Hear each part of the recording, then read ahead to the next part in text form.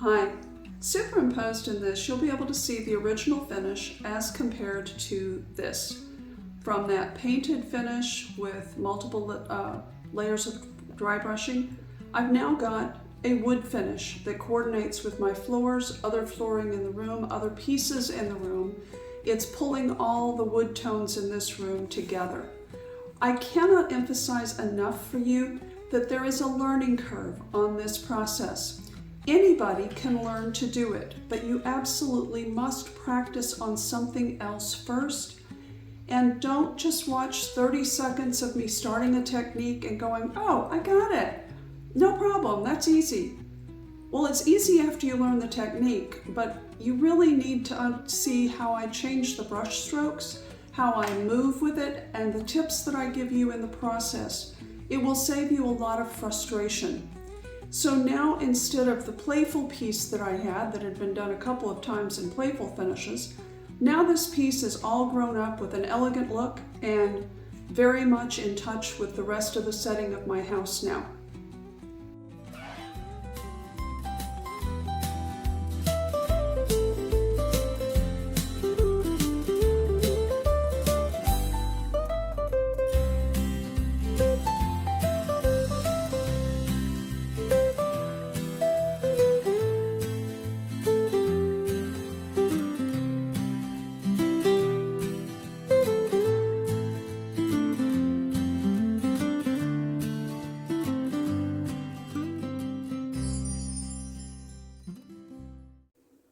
Good morning, welcome to Angel's Nook.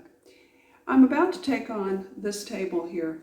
It's a flat pack from Wayfair. It was solid black to start with, and it's MDF. It's been painted a couple of times and I've had fun with it. It came as solid black, which really didn't do anything for being against our navy blue sofa. So I'm going to take it now back to wood tones. Since it's MDF, it's not something you can strip and pull back to that. But I want to bring it back into a wood tone surface, and I want to get rid of, on the top of this table, where all those chevron shapes go, there are grooves in this, and it is a pain to keep it clean. You literally have to get a toothbrush in there to get any crumbs out, and since this is sitting beside the sofa that we watch TV on, obviously there's snacks that get put here. Even on plates you'll get some crumbles. So we're putting a solid top on this, and we're putting a piece of trim around this to change it up. And Jim is putting in drawers in this, which I've wanted a drawer in it from the beginning.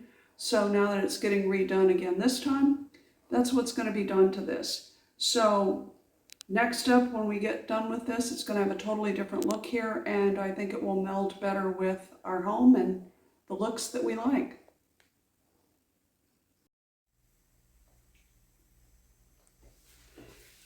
Off camera, Jim has created drawers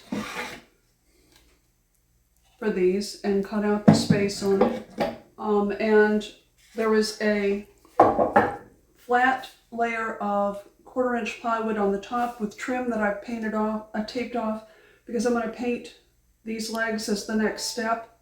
So when I get this flipped back upright and do the steps to the top, you'll be able to see what we have done for trim and the changing the top out so that it's smooth instead of having grooves like this has all over it. This fits between this part of the leg and this.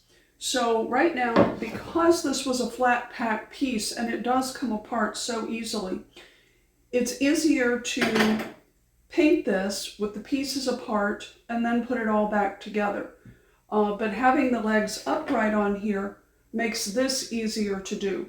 I'm only going to paint one leg for you just to show you how to deal with spindles, that it's very easy to do them brush and roll. But the next step of this is just going to be one coat of tapestry over these to set the base for my stain that I'm going to be doing. It's totally up to you. I've added tape here because these are brand new bottoms that we have put onto this piece of furniture. I know they're not going to be seen, but I think I had it drilled into me growing up working on furniture and finishes to leave things as neat as you possibly can. So if it doesn't bother you to have paint slopped on the bottom of it, you don't have to add that tape off. But for me, it's no more than a couple of minutes, and I don't mind doing it.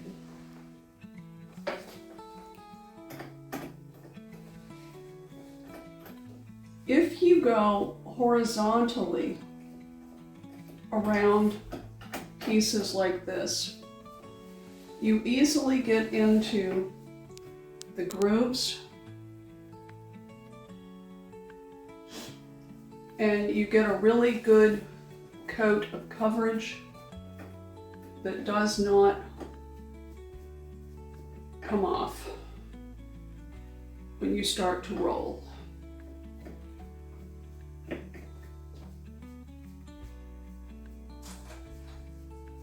And as long as it's not super heavy,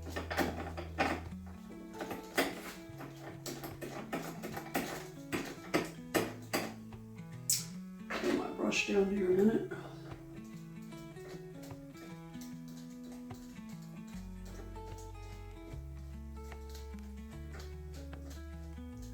Now, you can also pounce into those grooves.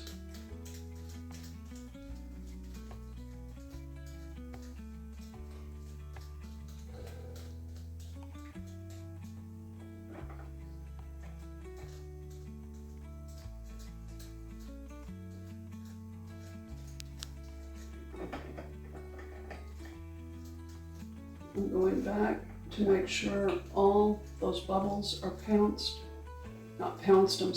lightly rolled over so they are gone. On a long piece like this on a spindle, you can just go up and down on it.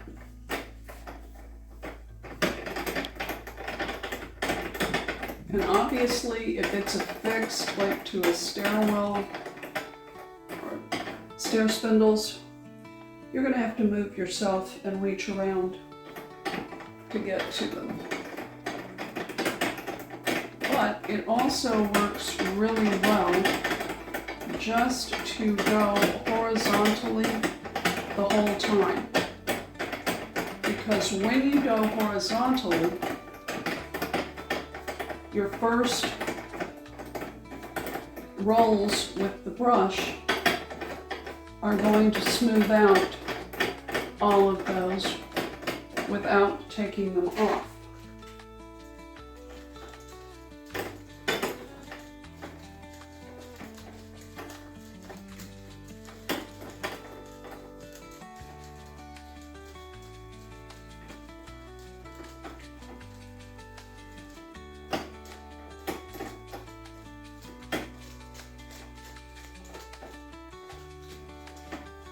And yes, I have bubbles, but now I'm just going to barely touch this.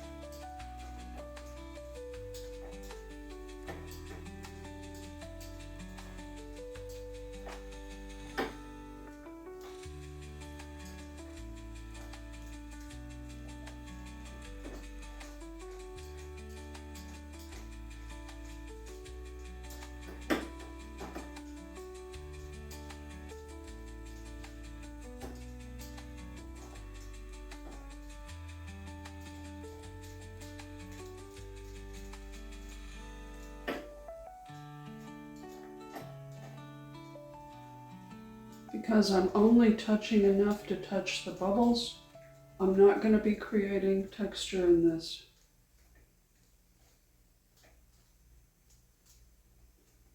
There may be a little bit of lines that show through this from where I painted before, and I did a lot of dry brushing, but it was pretty smooth to the touch, so I'm not expecting to have a problem with that. I know that section's got what it needs.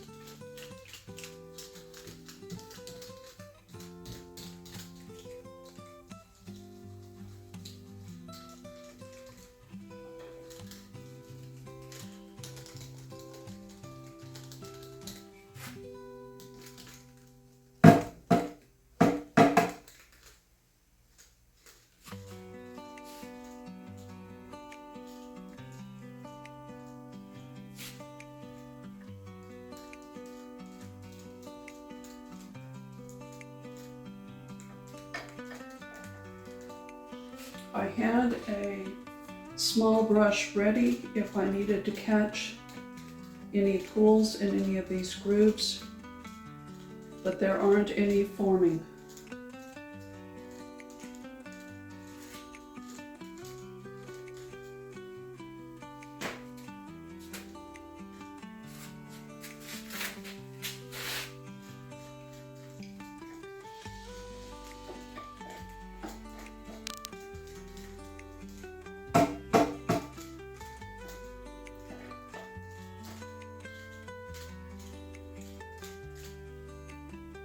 So I'm going to do the rest of this off camera, and we'll be ready to do the next steps to this. One coat of tapestry is all that I need on this for the effect that I'm going for. I don't need complete perfect coverage, but I do need good coverage, which you can see here. There's not a lot of blue showing through. If you were here in person, you'd see that this definitely clearly needs another coat if I were going to just be using tapestry as the color. And I forgot to tell you guys, I did degloss this off camera. That's just something you're always going to do no matter what you're working on. So the first thing I'm going to do with this is I'm going to apply a coat of gray mist, and then I'm immediately going to apply that with the stain or project brush. A regular, this is the HTP brush, but it is not the chip brush. This is a chip brush, and I'm going to be applying the second color, Provincial, with this into it. And I'm going to show you, because it's easier to see on this, how the blending works. And then I'm going to show you one of the legs as I do it, for how to do it. And then I'm going to continue to work on the rest of the piece and work on the other table. This I can dip right into the pan with, the can. This is just not my day for speaking clearly, I don't think. And I want to get some worked into the brush tips before I start working with it. That out of my way. So, it's not going to be a heavy coat.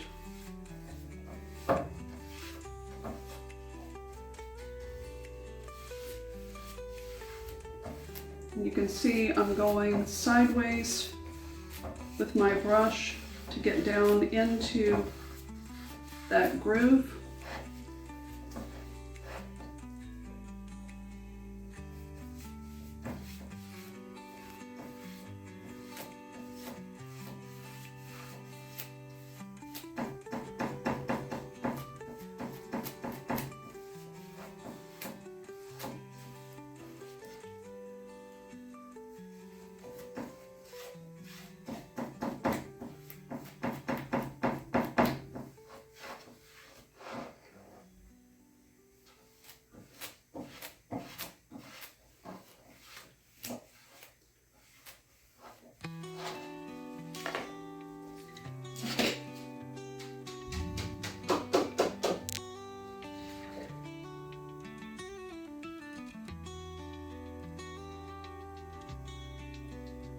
And I'm adding the Provincial because I want to get the excess out of here.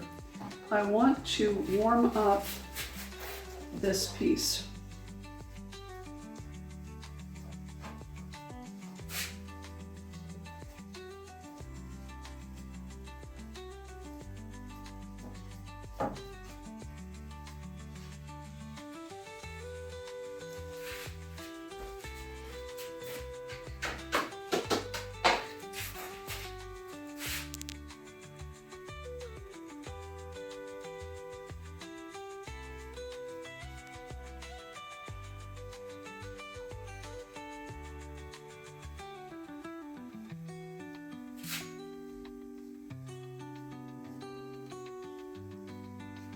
This is something you definitely want to do on a separate piece of wood to start with, so that you get a feel for how to do this.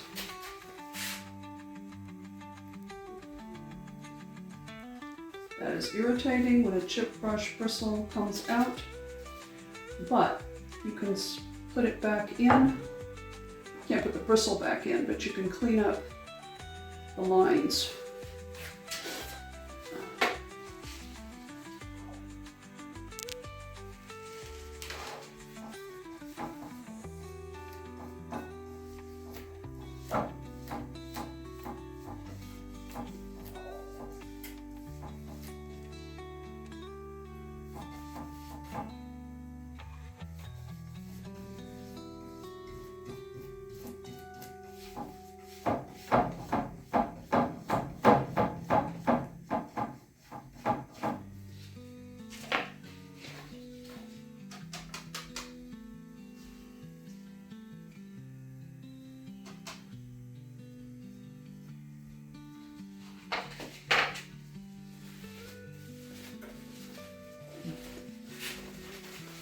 I'm getting most of the stain back out of my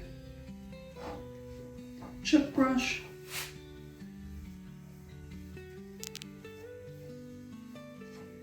Because I don't want to muddy all of it.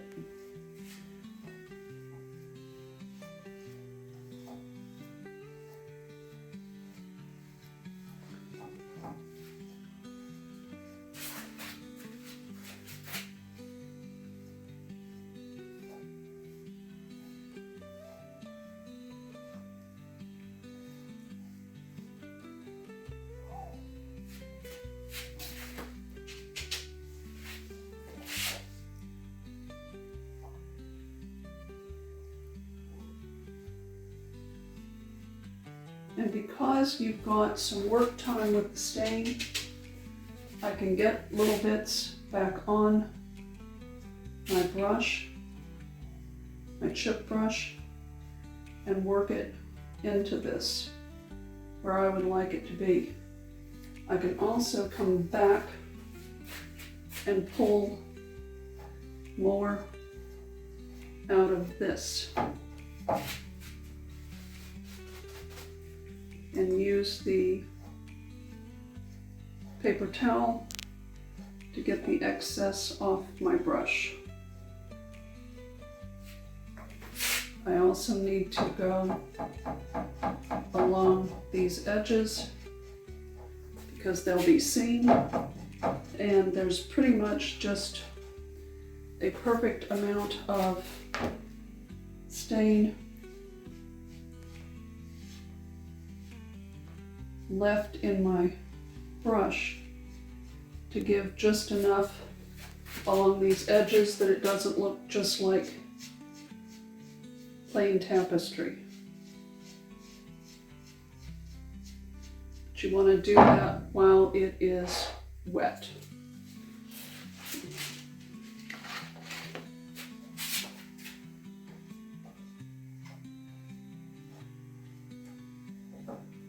There's a curve in that line that I did not want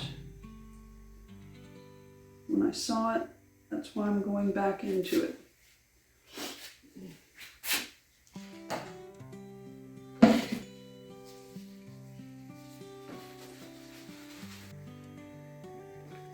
Legs are a little trickier, and I cannot apply the base of the stain around the whole thing. Just like I worked on sections of the board that's going to be at the bottom of the table, I've got to do the same thing with this.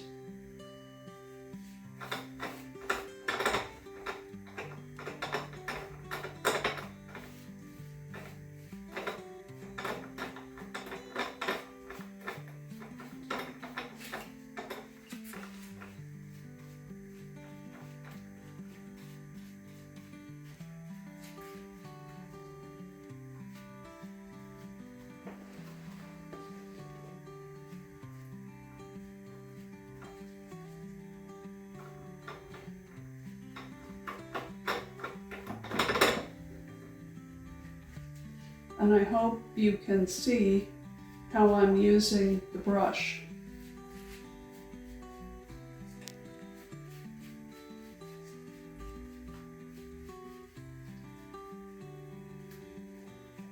So that every surface of this gets coated.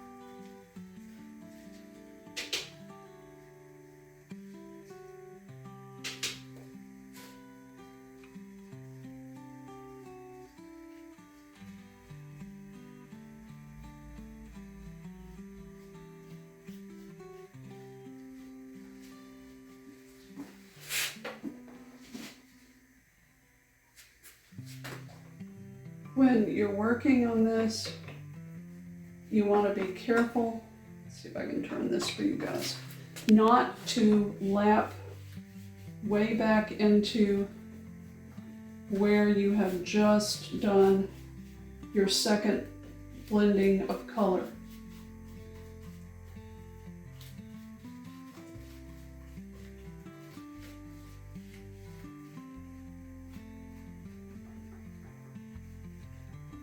And let your last run down be a straight run so that you're creating a little bit of faux grain in that stain.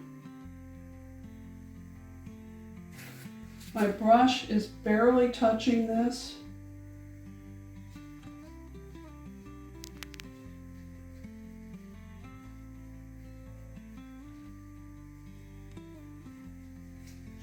And again, I'm getting then most of that stain off with the paper towel and then coming back to blend. I still want to see some color differentiation, so I'm not trying to blend it all together.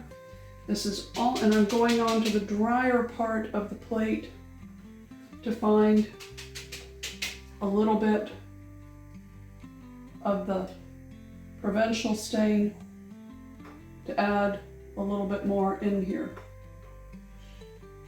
I want to make sure. Oh, that's what I thought.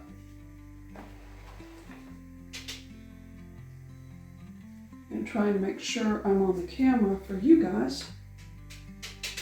I almost lost what I needed here.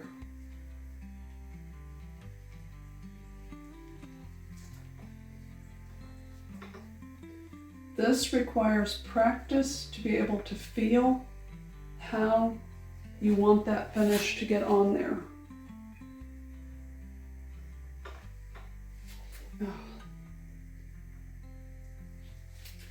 And if you don't have something you can turn like this, you're going to need to move yourself, move the piece of furniture.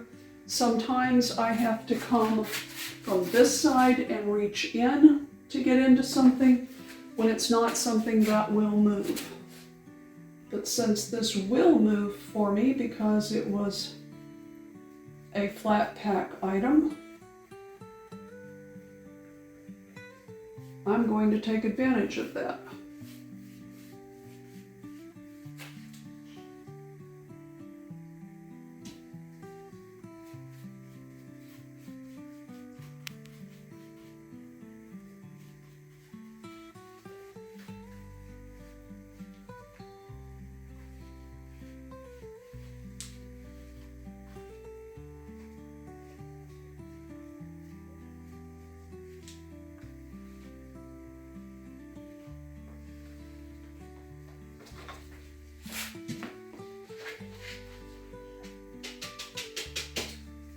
And this is not something that you can let the first layer of stain dry and then come back and do this, because some of this is blending in with the gray mist, and that won't happen if you're working on it after it's dried.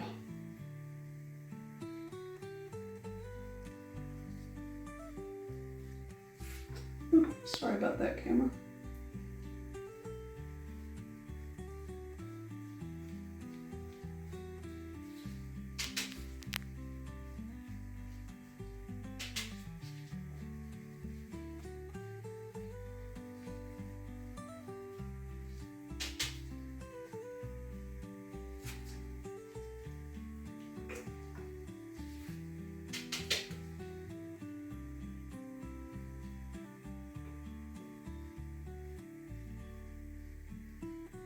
You can see me holding the top of that because if it wobbles too much, you're going to start getting zigzags, which you don't want. And the last parts of this leg are going to be the bottom here.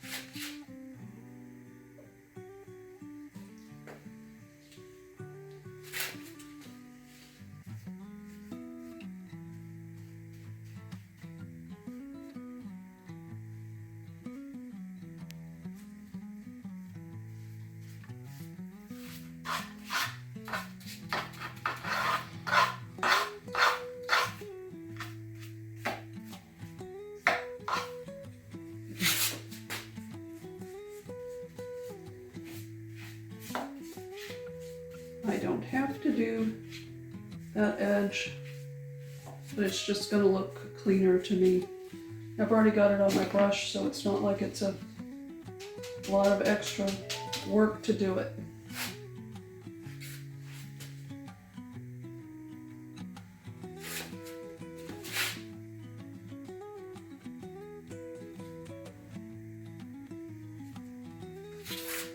Oh, sorry.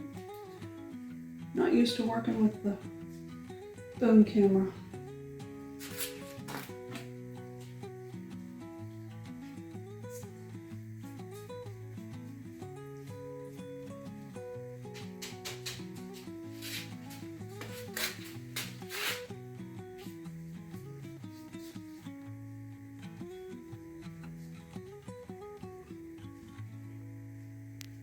And I'm going to continue working on the rest of this exactly the same way until I get all of these done. The stain layers on all of this are done, and I wanted to let you see the edge of trim that we have put around this. And then as another view, you can see the top of the tables. This is 1/4 inch finished plywood that has been put on top of this so that I don't have all those nasty grooves to deal with anymore.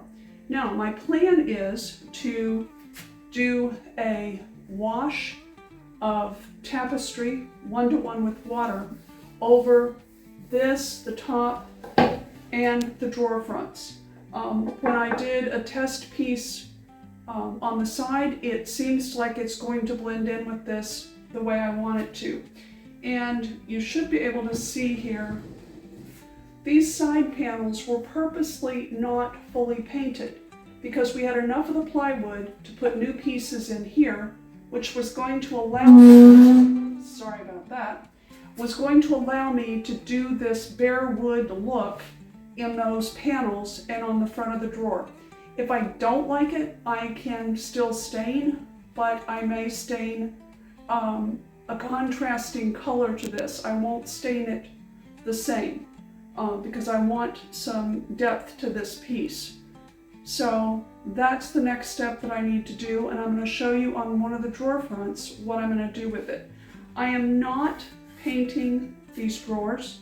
I am going to seal them with satin polyurethane because these have a beautiful satin finish on them right now, and I'm pretty certain I'm going to want a satin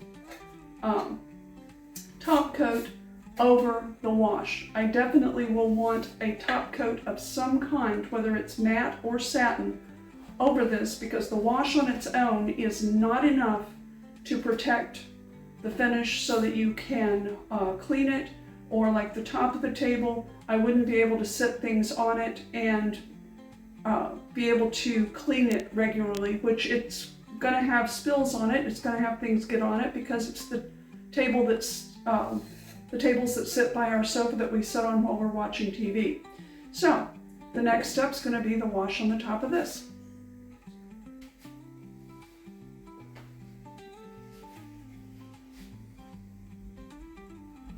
Okay, you don't want with a wash to just dip your brush in, get it soppy wet, and drop it on because you're going to get globs, and raw wood wants to suck in anything anyway.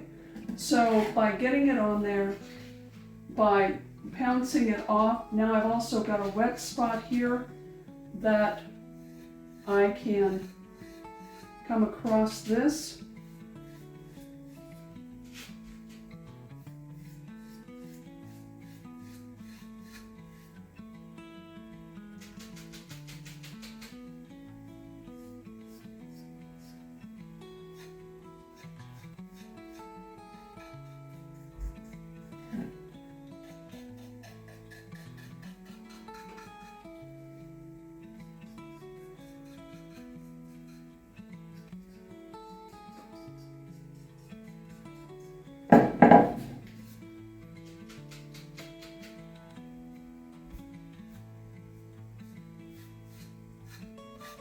And there's lots of options with putting a wash on. I'm choosing to do it so that I am leaving some striations on here.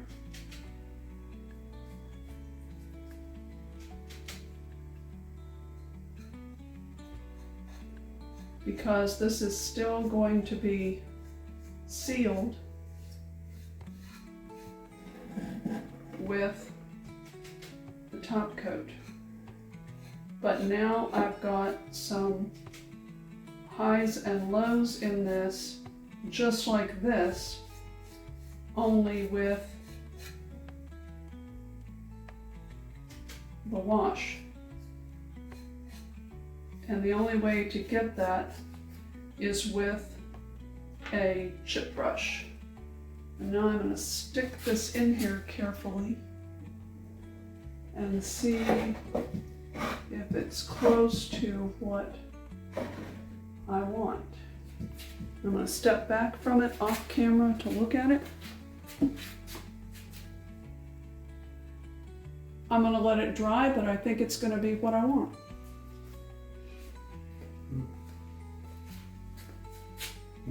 So I'm going to do the rest of the pieces, the drawer fronts, the side panels, and the top, and we'll look at the next step. I'm going to try the satin finish on this first because I can always go back over it with a matte polyurethane if I'm not pleased with how it comes out. I'm going to do a drawer and one of the tabletops so that you can see the difference in what they look like.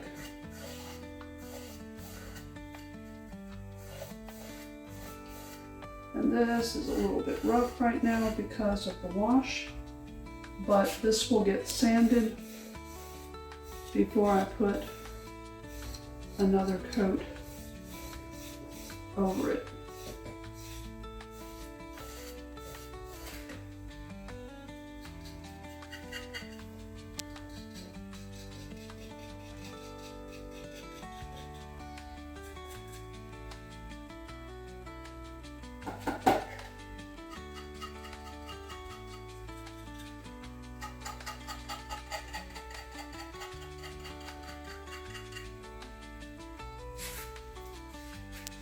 Leave this sitting off the edge over here to dry and do this one. I'm going to do the edges first.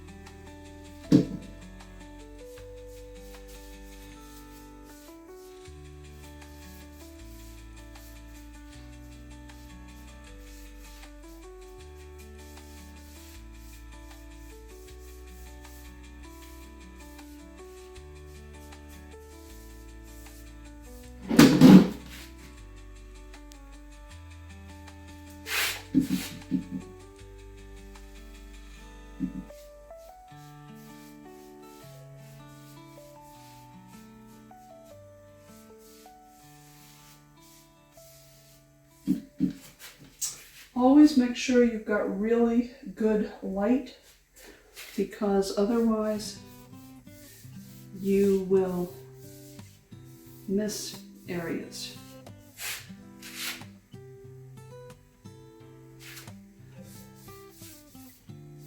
And you should be able to see now that by putting the polyurethane on it, I can see what I have done with the tapestry.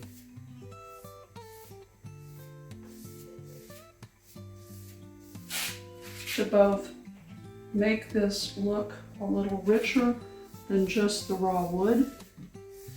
And you should be able to see the graining lines that are showing up in it.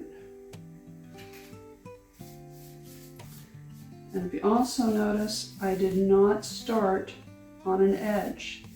I started in the middle, otherwise you're going to have runs going off an edge.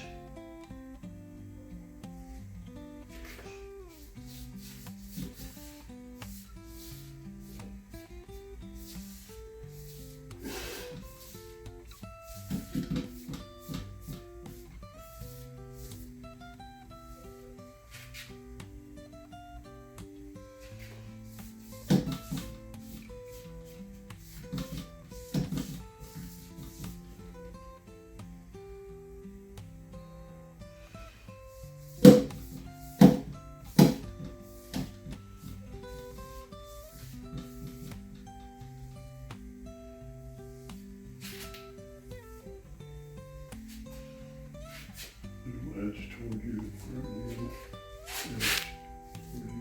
you. I'm working. Right there. There you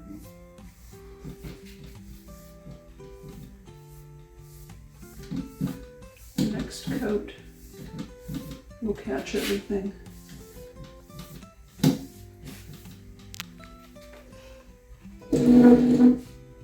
So all the other pieces are going to get the coat of polyurethane. Then I'm going to lightly sand it with a new green Scotch-Brite scrubby and keep adding till I have the coats I want for durability on this. When you put top coat on anything, it doesn't matter if it's oil-based or water-based. After it dries, especially if it was over raw wood or a water finish, you're going to feel a roughness. This is called nibs on a finish. And it has to be sanded down, and your next coat of top coat then goes on really smooth. And if you sand again, and you put a third coat on, you get a glass smooth finish. 4 if you want extra durability. A green scrubby is perfect for this because it doesn't mar the finish, but it knocks those down. But when you're working on an edge like this, you have to fold it to get it in there. And I'm putting pressure with my fingers. I'm not just wiping it along there. But it does not take long to get those sanded off.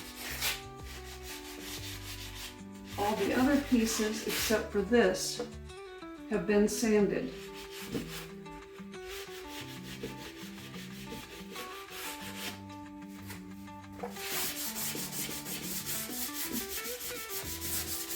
This isn't like massive sanding to get finish off before you paint something or before you stain it. This is just knocking that roughness that you feel off. If you heard that sound right there, I could tell just by the sound, but I could feel that that was rougher than some of the other spots on it. I've got a damp, not wet, paper towel to pull all that dust off with. And for me, I took these into the house, looked at them, and I'm fine with the bare wood and the stain that's on here. But in my house, the bare wood is too much of a contrast with other things that were in the house. If I'd done the base of this in, say, Simply Sage or London or one of the other paler colors, or even bone or almond, the bare wood would have been a really good contrast with it and would have been very balanced. But in my house, this needs to be warmed up a little bit. So I did a test piece. Always do a test piece. Don't do it directly on your particular piece. because it can really make you sick if you have put something on there and you don't want it. Since this is sealed, if I had no choice but to test a spot on this, I could have a paper towel handy with mineral spirits, and if I don't like it, I could lift it right off because the polyurethane has dried overnight. It's not going to eat into that polyurethane when I wipe that off and then wipe it with a dry paper towel to get the mineral spirits residue off. But that is not. And now also the trim that's on these tables and this wood is notorious. It's some type of Asian wood, and it's notorious for not taking stain nicely or not taking it evenly. And the trim pieces, I have no idea what wood they're being made out of now, but they actually hate taking stain. So now that these are sealed, the fact that I want to add an additional stain over it is going to help it, and the variegation that I have in here from the Tapestry should come through some on this. So I'm going to stain the drawer and I'm going to stain a tabletop.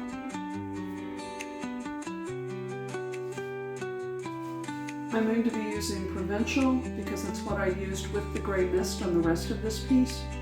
And it's a perfect neutral brown, so it's not going to fight the gray, but it's going to warm this up. And I've mixed it 1-to-1, the stain 1-to-1 with mineral spirits. So I have about a teaspoon of stain and a teaspoon of mineral spirits because I just want to glaze this.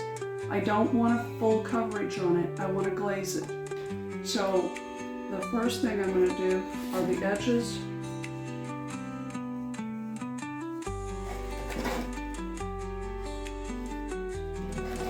And then I'm going to come across, and the True applicator works really nicely for this. And I should have more than enough stain mixed up for the entire thing. And then I'm going to very lightly wipe. I'm not scrubbing. I'm very lightly coming across this with paper towel, a good paper towel. Cheap paper towels will gum up.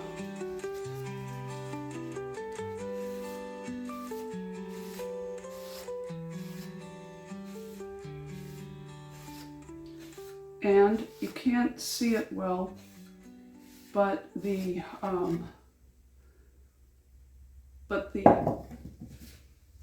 variegation that I put in with the Tapestry is coming back out on this, which is nice.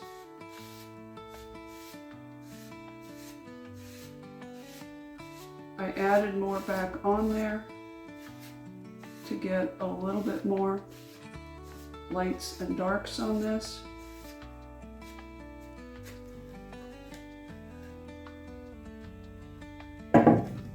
Across the very bottom here. With the stain at this consistency,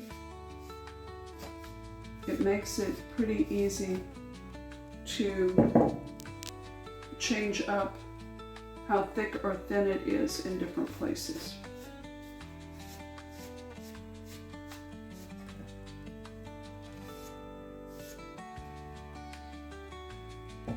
And that will come out even more once it is has top coat added to it. So now I'm going to do one of the tabletops.